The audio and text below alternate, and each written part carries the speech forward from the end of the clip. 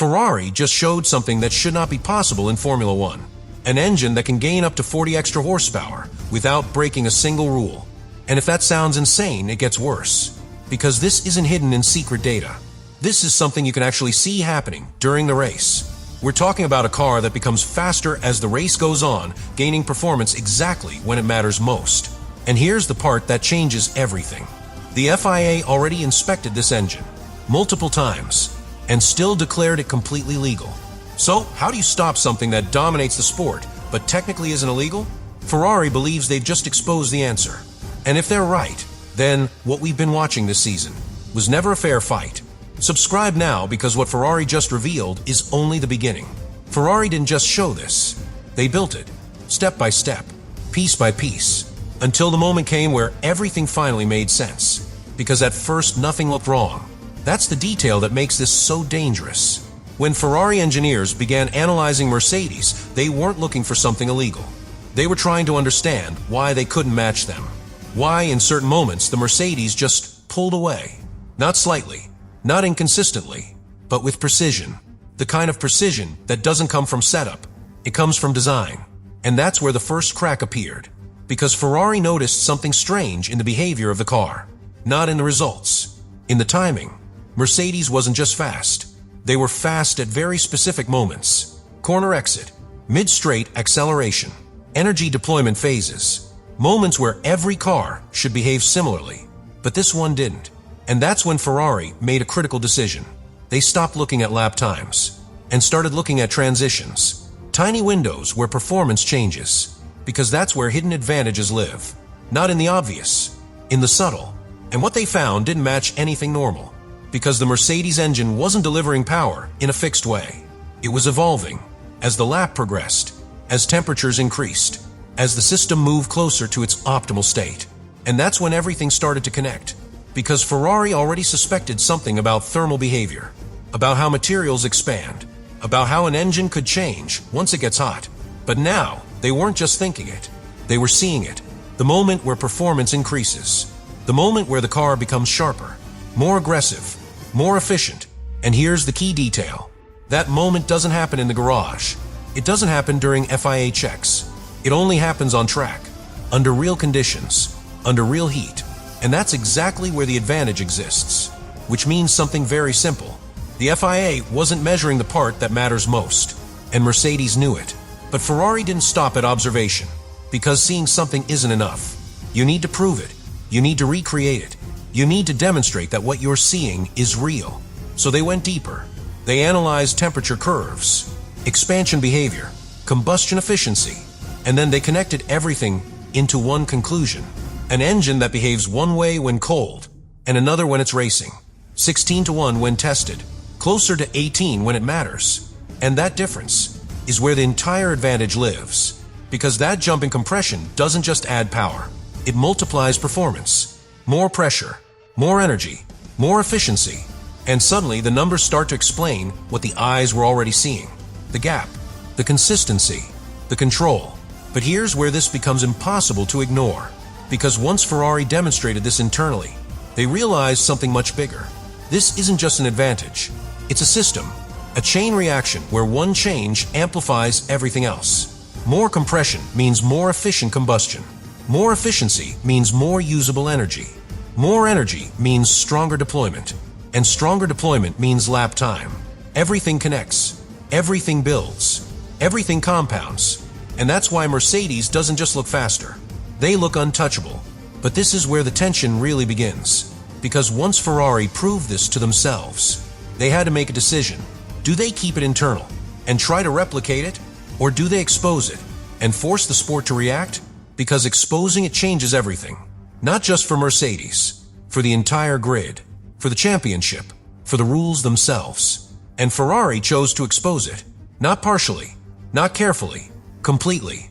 And that's what makes this moment so critical. Because now, this isn't just a technical curiosity. It's a verified explanation. One that connects design, behavior, and dominance into a single, undeniable picture. And once that picture is seen, it cannot be ignored. Which leads to the question that now defines everything. If Ferrari could prove this, how long has Mercedes been using it before anyone noticed. And this is where the story becomes uncomfortable for everyone. Because once Ferrari proved how the system works, they went back to the beginning of the season, back to the first races, and they looked at everything again. But this time with context. And suddenly, what looked like dominance started to look like something else. Because those early races weren't just wins. They were controlled, measured, almost too clean. Mercedes didn't just beat the field. They managed the gap. They chose when to push, when to hold back, when to disappear. And that level of control only happens when you know exactly how much performance you have and when it will appear. Australia, China, Japan, the pattern repeats. The same phases, the same moments, the same outcome. Mercedes pulling away not randomly, but predictably. And that's what makes this so powerful. Because Ferrari isn't just explaining how the engine works. They're showing how it influenced results, how it shaped races, how it may have already defined the championship before anyone realized what was happening. But here's where things get even more intense. Because once you connect the mechanism to the results, you unlock a much bigger question. What part of Mercedes' dominance is this? And what part isn't? Because the data suggests something very important. This compression advantage alone can explain a significant portion of the gap. Not all of it, but enough to matter. Enough to change outcomes. Enough to turn close fights into comfortable wins. And that's where Ferrari's frustration comes from. Because even if they understand it now, even if they expose it now, they've already lost time, already lost points, already raced under conditions that were never truly equal. And that cannot be undone. But here's the part that makes this even more complex. Ferrari also discovered something else. Something that doesn't get as much attention, but might be just as important. Energy. Because when they analyzed race data further, they realized Mercedes wasn't just gaining from compression. They were gaining from how that energy was being used. The MGUK system, energy recovery, deployment. And this is where things start to connect at a deeper level. Because more efficient combustion doesn't just give you power. It gives you cleaner, more usable energy. And that energy feeds the hybrid system. Which means Mercedes isn't just faster once.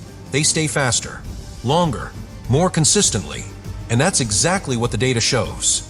Higher energy recovery per lap, better deployment, more control over when and how that power is used.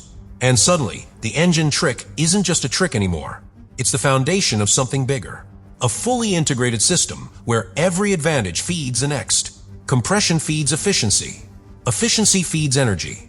Energy feeds performance. And performance feeds dominance. That's the real picture Ferrari has now revealed. Not a single loophole, but an entire philosophy. A way of designing a car that adapts to conditions instead of being limited by them. And that's what makes this so difficult to stop.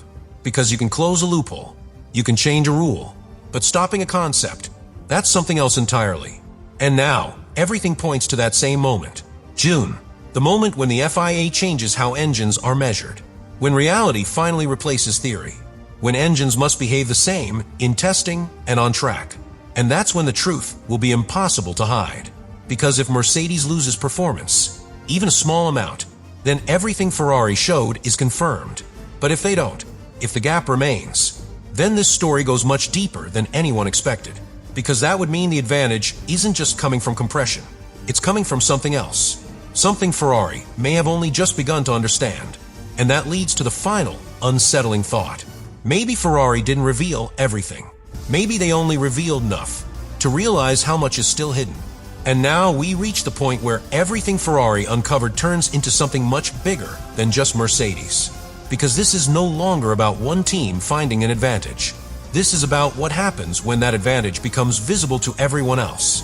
Because the moment Ferrari revealed this, the entire paddock started asking the same question. Can we do it too? And that question changes everything. Because Formula One doesn't stand still. It reacts fast. If one team finds performance, every other team tries to understand it, copy it, improve it. And suddenly, what started as a hidden edge becomes a race, a technical arms race. But here's the problem. This isn't something you can just copy. This isn't a wing. This isn't a setup change. This is deep engine architecture, materials, thermal behavior, precision engineering at a level that takes months, sometimes years, to develop. Which means one thing. Even if every team understands it today, they cannot replicate it tomorrow. And that gives Mercedes something even more valuable than performance. Time. Time to stay ahead. Time to evolve further. Time to move on to the next step, while everyone else is still trying to catch up to the last one. And that's what Ferrari is really worried about. Not just what Mercedes has now, but what they might already have next. Because think about this.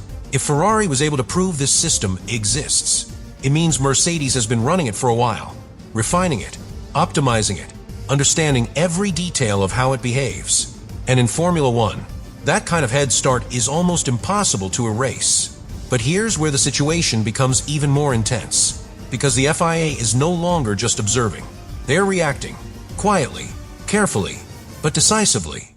The rule change coming in June is not just a clarification, it's a response, a direct response to what Ferrari revealed.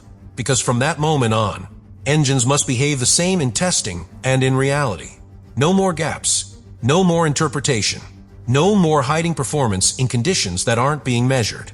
And that sounds like the solution, but it's not that simple, because rules can close doors, but they can't erase what already exists. Mercedes has already built their advantage, already integrated it, already designed their entire car around it. And even if they lose part of that performance, they don't lose the knowledge, they don't lose the experience, they don't lose the system they've created. And that's the part no one can regulate, which leads to the moment that will define this entire story.